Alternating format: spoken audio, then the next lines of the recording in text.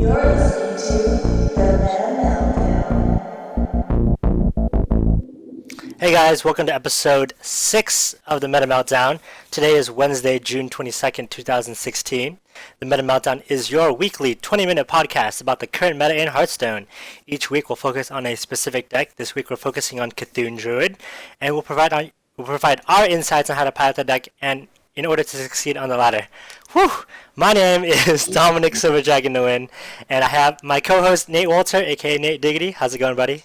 It's going great, dude. How you doing? Doing well, thank you for asking. This week we actually don't have a guest, but that's probably because I'm traveling up to San Jose. And yeah, so traveling, and it's been good. What about you, Nate? What have you been up to? Not a whole lot. Just typical work week. Playing some Hearthstone here and there. Sounds good. Yep, nothing too interesting. Okay. And let's go into decks we played this week. So we both played Cthulhu Druid, and I see that we've also both picked a warrior deck to play. So why don't we talk about that, Nate? Sure. So I have found my new love in Dragon Warrior. It's actually what I used to hit Legend this month. So Nice. very good. It's actually what we'll be talking about next week. Yep. So looking forward to that. What about you? I picked up Tempo Warrior, and I did really well with that. I think I had a 6-game win streak with it because Cthulhu Druid wasn't working out as well. It kind of just depends. It's a very meta list. Like you have to pick the right matchups to play with Cthulhu Druid. Otherwise, you're not going to do so well. But Right. we'll talk about that in a little bit. Did you guys have? Oh, did you? So used to having a guest here. Did you do anything else besides hit Legend? Yeah, I have some friends and family in town, so I haven't had a ton of time to play Hearthstone. Mhm. So I just squeezed in a Legend, and that's about it. Just casually, just real quick. Let me get that Legend. It just comes naturally, you know. I'm good to go. Yeah. What about you? Anything outside of Hearthstone? So I'm really sad about this. So we had the Hearthstone Spring Championships Asia this past weekend, and the weekend before that was Europe, I believe, and they were filming it out in Torrance, and I got invited to go watch it. And I thought it was gonna be a 2-day event because it was supposed to be, but then so I would rather show up on Sunday so that I could see the finals as opposed to watching just the preliminaries or whatever. So I show up on Sunday and no one's there because they actually finished it the day beforehand and they didn't send out an email. I was so sad, Dicks. but yeah, it's all good. Oh well. The person in charge has promised to buy me a dinner, so it'll be okay. Perfect. Yeah, all is well. Let's talk about the meta report now. So we actually have the Tempostorm meta report and the Data Reaper report. They're actually a little bit different, but we'll go through that real quick. Nate, you want to take us through that real quick? Absolutely. So starting with Tempostorm, we have at number 1 Control Warrior, number 2 Aggro Shaman, number 3 Tempo Warrior, number 4 Zulak. That rounds out Tier 1, and then Tier 2, number 5 is Mid-Range Shaman. So if it sounds pretty identical to last week, that's because it is. The only change in the Tempostorm meta report is that Control Warrior is now number 1, and it used to be number 2, and Aggro Shaman fell from number 1 to number 2. So huge changes in the Tempostorm meta report. Ginormous.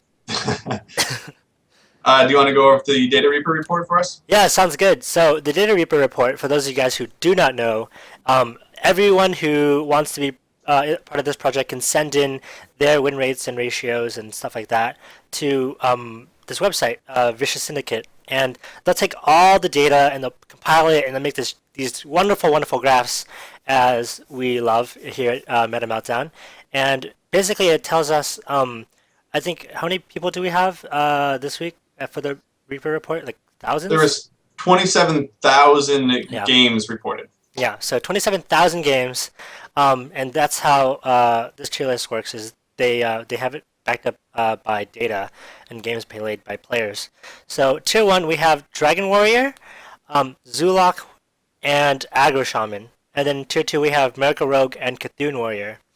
Now it's interesting to note because the win ratios for even tier 1 to tier 2, Dragon Warrior number 1 has a 53.9% win rate, and Cthulhu Warrior in tier 2 has a 51.4. So they're really, really close, actually. And even though we separate them by tiers, they're not that far off from each other. So that's something to consider. And for Cthulhu Warrior, it's actually tier 2 for both the Tempostorm list and the Data Reaper report. So we're playing Cthulhu Druid. Cthulhu Sorry. Druid, yes, sorry. Cthulhu Druid is tier 2 for both. So we're playing we're not playing the best deck for the meta right now, but it still does really well, as we'll talk about. So let's introduce the deck. Nate, do you want to do that? Yeah, definitely. So this week we have SilentStorm's Rank 1 Legendary Cthulhu deck. So according to the Data Reaper report, before we get into the deck list, Druid was played as a class overall 10% of all the games, and then Cthulhu Druid was played roughly 50% of those Druid games. So you could say 50% of 10% or 5% overall. So it is still pretty popular in this meta. And going over the deck list here real quick. So we have 2 Innervates, 2 Living Roots, 2 Raven Idols, 2 Wild Growth, 2 Wrath, 1 Brand Bronzebeard. Yep. Wish we could have 2 of them. 2 Disciple of Cthulhu, That'd be nice. 1 Twilight Elder, 2 Swipe, 2 Cthulhu's Chosen, 1 Fandral Staghelm, 1 Claxy Amber Weaver, 1 Nourish, 2 Azure Drakes, 2 Druid of the Claws, 1 Harrison Jones, 2 Dark Arakoa, 1 Twimp Emperor Veclor, and obviously the staple, 1 Cthulhu. Yep. So pretty good deck. What do you think about it? I think it does all right. I'm playing at around 7 to 10. So it's not. We talked about earlier before the show how you're always running into shamans and warriors, whereas I'm running into a little bit more diversity, and so I feel like the deck for me doesn't work as well. Just because like if I have Harrison Jones or something, then I can't play him on tempo, or I can't like tempo play him, and get like a lot of value because I'm playing against mages and some other classes, which I have to tweak the deck for. But I think the deck actually does fairly well against most of the meta. It just isn't like these crazy like last week where I had like 7 wins in a row, 8 wins in a row. It's definitely more 50-50 sometimes. It just kind of depends on the matchup. Right, and to our viewers and people that are listening, we try not to do. We try to split up the classes that we do. Mm-hmm. So we've done 1 warrior, shaman, warlock, druid, priest, etc. Mm-hmm. So we could just do warrior every week if we really wanted to, but we want to have a little bit of diversity for you guys. So yeah. That's why we did pick the best, arguably the best druid deck. Yogg Druid is pretty good too, but we went with Cthulhu since someone did hit rank 1 with it. Yes. Yogg is a whole nother beast. Yeah, we won't even discuss him sometime later though. Yeah, sounds good. So with this deck, you're looking to ramp up your mana with Innervates or Wild Growths. You're looking to control the board as best as possible with Disciple of Cthulhu's, Twilight Elders, Swipes, Cthulhu's Chosen. And then in the end game, you're looking to overpower your opponents with big creatures like Cthulhu and Twin Emperor Veclor. And yeah, if you don't draw Cthulhu, it's actually really hard to win matchups sometimes. But we'll talk about that. So Nate, do you want to run us through the matchups? Yes, sir.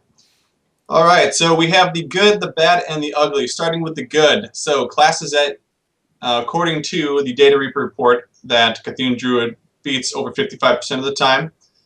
Dragon Warrior, which we were just singing praises to, so it beats that.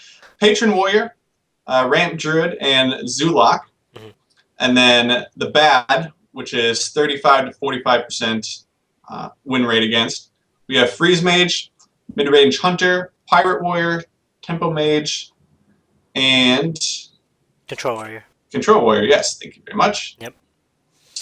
Okay, and I just want to point out Control Warrior. Everyone thought that this was such a good deck against Control Warrior. So I am too, so I'm really surprised to see that it does so poorly against Control Warrior. I'm not really sure why, but I guess can't really argue with stats. So. Yeah, I know. For Control Warriors, they have a lot of board clear and stuff like that, so I'm wondering if people are either playing incorrectly or they're just, being outvalued.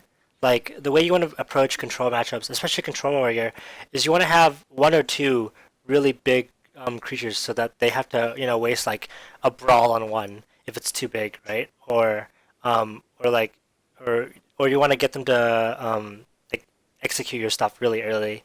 And this deck doesn't run as many big creatures as some of the other decks. So while you have like Twin Emperor, Veclor, and Cthunes, you don't have that many late game threats. So they can really save up a lot of their stuff and keep armoring up so that your Cthulhu doesn't have as much impact. So it kind of makes sense that Control Warrior does really well against this, but I can definitely see it's kind of a hard matchup to play as well.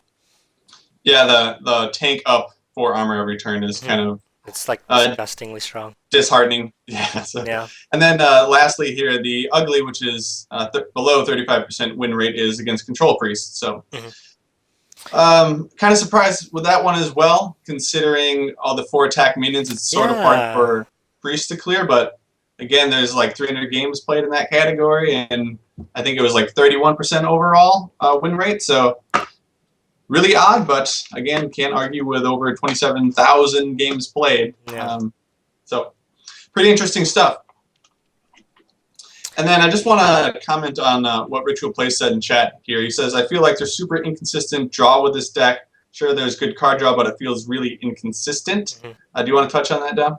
Yeah, so I definitely noticed that as well. Sometimes you're dropping a lot of things and you don't have that much card draw. Like your card draw is Nourish, which you almost always use as card draw, as your Drake, and you have Raven Adder, which is kind of card draw. And is there anything else? I don't think so. That's about it. I mean, Yeah, you can... Wild Growth at turn 10. Yeah, there you go. So I do agree there's not much. Typically, this deck is more value than card draw, so you're looking on like turn 6, you want to play a 6-drop. Turn 7, you want to try and play a 7-drop, etc. So it doesn't have a lot of card draw, but I think it sort of makes up for it, but I obviously would love to see more card draw as well. But yeah, I think it's in a decent spot overall. Yeah. So with that here, we'll discuss some of the cards that stand out to us. You want to start? Yeah, so Raven Adder is really interesting. I feel like it's almost like you're praising Yogg with Raven Adder. You're really hoping for an answer, and sometimes you're just playing it on turn 1 just to get like another minion out, because we don't have any turn 1 or 2 minions. You're waiting either for Bran, which you don't even really want to play, unless you have another Battle Cry to follow up with that, and Disciple of Cthulhu and Twilight Elders. So that's a really interesting card. I think it's actually a really good addition, and it really helps out. And you actually have Living Roots too, so that works out. And yeah, like I said, we already talked about Nourish. I almost exclusively use it as card draw, because you have other ramp in the deck. And lastly, Bran, which I actually really like Bran a lot. He's super useful. Getting 2 Battle Cries is amazing. Drawing 2 cards with the Druid Drake, getting the Druid of the Claw, to taunt up. Wait, no, yeah. Some of the other stuff, like getting a Dark Arakora to buff up your Cthulhu twice, is like really, really strong. So Bran really works out in this deck. I feel like if we could have 2, I'd definitely run it. What about you, Nate? Yeah, I think it's those are pretty good cards. Raven Idol, I'd say it's definitely a misused card, especially in the mulligan phase. I feel like a lot of people will keep it because they say, "Oh, it's a 1-drop. I can use it on turn 1." So you could essentially do that, but usually you want to look for guaranteed value right away, like an Innervate or Wild Growth if you don't already have it. Sure, you could use it on turn 1 and then draw into an Innervate, but again, it's not nearly as likely. So that is a pretty big misconception usually, that people like to keep that card. So definitely, if you see it on turn 1 or on your opening hand, get rid of it. I see. So you're looking to use it more like tracking, like we Exactly. discussed last week. Okay. Exactly. That makes sense. Sounds Yeah, then good. we'll move into some honorable mention cards here. So some other cards that I've seen that I did want to discuss is Feral Rage. You can use that either to help clear the board or just gain armor as a form of gaining health to survive a little bit longer. Mire Keeper, it helps you ramp up, or you can use it to fill the board and kind of control the board a little bit better against more aggro type decks. Beckoner of Evil, it's the 2-drop or it's 2/3 for 2 mana, and it also gives your Cthulhu +2/+2, so good for anti-aggro. And then if you find yourself in a little bit more of a control type meta, you can use Mulch, and then you can remove some of the bigger creatures. Especially if you're in a mirror matchup and you play another Cthulhu Druid and they drop theirs first, you're not going to remove it unless you have Mulch. I mean, it's just pretty plain and simple. Yeah, for the list that we have online, we actually don't use Speculative Evil, but I definitely noticed there was one player who actually took out his Wild Growth and put in Beckoner of Evil in this deck, and it worked out really well for him, but kind of don't recommend that. I feel like Wild Growth is super important to have. It really, really does actually help curve out a lot better. And you really, really need to curve out with Druid decks, especially this one. So, yeah, we did just mention that. And, yeah, the Mulch. There's no way that, you can remove big creatures without Mulch. So, I have one in my deck. I can't remember what I took out for it, but it is super useful. I definitely used it a lot. And it's definitely pulled me out of a lot of situations as well. So, yeah. Let's talk about the Mulligan phase now. So, Nate, do you want to talk about the aggro matchups? Sure. So, there's about 5 cards you're looking to keep if you know that you're facing an aggro deck. Number 1 is Innervate. It's arguably the best card in the game. Lets you play your bigger cards earlier. So, definitely keep that. Living Roots, it's really good. You can either use it to remove 2 health creatures, or you can fill the board up with 1/1s. Wild Growth, it can sometimes be bad though, as it can just sit in your hand if they're really laying down a lot of creatures on the board early, and you can't really do anything with it. And so that can be kind of clunky sometimes. Wrath is a really good removal that you're looking for, and then Swipe. It's not good against classes such as, we'll say, Aggro Shaman, just because of the 3-butts that they have. But if you're facing like a Zulak, they have a lot of 1 health minions, so it's really good against them. But I wouldn't necessarily save Swipe, especially if you don't have coin. Yeah, those Dark Rituals. Like, I love swiping Dark Rituals. There's so much value. It's like one of the best feelings with this deck. Agreed. Yep. And then what about... Yeah. Go ahead. Sorry. And then for control, you're looking to innervate out big creatures early. You're looking to get Living Roots out in order to play that early on. And yeah, ramping up is super important with this deck too. So whether you get Wild Growths and then moving on into your Azure Drakes, Druid of the Claws, and Wrath is really useful too because for like warrior matchups, you really want to get rid of those early 1/3s.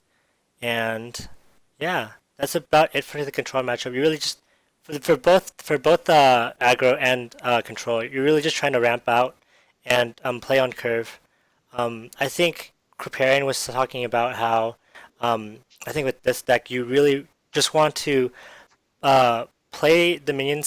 Sometimes it's really important to just play your cards and then hope that they don't have the removal because you really need to be playing like on the forefront as opposed to like trying to get back into the game because there's not too many cards in this deck that allow you to pull yourself back into the game. So that's why you're really looking to curve out. Yeah, exactly. You need that initiative. You want to be laying the big creatures first before your opponents do, essentially. Yep, definitely. And that's actually going to wrap it up for this week. Thank you everyone for watching and downloading our podcast. Shout out to Ritual Plays, who's been moderating our Twitch chat. Thank you again for showing up every week. And again, you can find the deck list online at metameltdown.com. We'd actually like you to tweet out deck suggestions. But next week we're actually going to talk about Dragon Warriors. So after next week, we'd like to take some user suggestions, viewer suggestions, and we'll do some of those decks. Yeah, you can tweet us at Silverddragn, at MetaMeltdown, and at Natediggity7, if that's correct. Yes, sir. And a change for next week, we're going to be online on Thursday at 7 p.m. PST at twitch.tv/MetaMeltdown. So please join us for that if you're watching on YouTube or listening to the podcast. And you can find us on Twitter at the MetaMeltdown. Our YouTube is the MetaMeltdown, and our email, if you have any comments, questions, concerns, we'd love to hear them. MetaMeltdownpodcast@gmail.com. Yeah, so tune in next week. Thank you everyone for listening. We really appreciate it. We'll talk to you guys next week. Later, guys.